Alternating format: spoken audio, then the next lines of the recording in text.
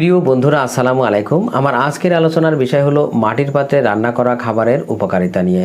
মাটির পাত্রে রান্না করা খাবার অত্যন্ত পুষ্টিকর, সুস্বাদু এবং স্বাস্থ্যের জন্য উপকারী। এতে কম তেলে রান্না করা যায়, খাবারের প্রাকৃতিক আর্দ্রতা বজায় থাকে এবং মাটির ক্ষারীয় প্রকৃতির হওয়ায় খাবারের অম্লতা কমিয়ে পিএইচ ভারসাম্য বজায় রাখে। এছাড়াও এতে ক্যালসিয়াম, ফসফরাস, আয়রন ও ম্যাগনেসিয়ামের মতো খনিজ উপাদান যোগ হয়। এবার আসুন বিস্তারিত জেনে নিই। পুষ্টিগুণ বজায় থাকে। মাটির পাত্রে ধীরে ধীরে রান্না হয়, যার ফলে খাবারে বিদ্যমান ভিটামিন ও খনিজ উপাদানগুলো নষ্ট হয় না। 2. স্বাদ ও সুগন্ধ বৃদ্ধি। মাটির ছিদ্রযুক্ত গঠনের কারণে তাপ সমানভাবে ছড়ায়, যা খাবারের আসল স্বাদ ও সুগন্ধ ধরে রাখে। 3. পিএইচ ভারসাম্য রক্ষা।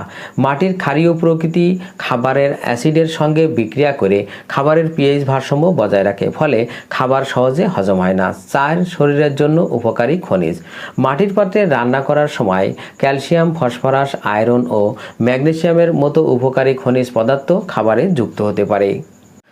5. কম তেলে রান্না। মাটির পাত্রে তাপ দীর্ঘক্ষণ ধরে রাখা যায় এবং আর্দ্রতা বজায় থাকে, ফলে রান্নায় তেল ও পানির ব্যবহার অনেক কম প্রয়োজন হয়।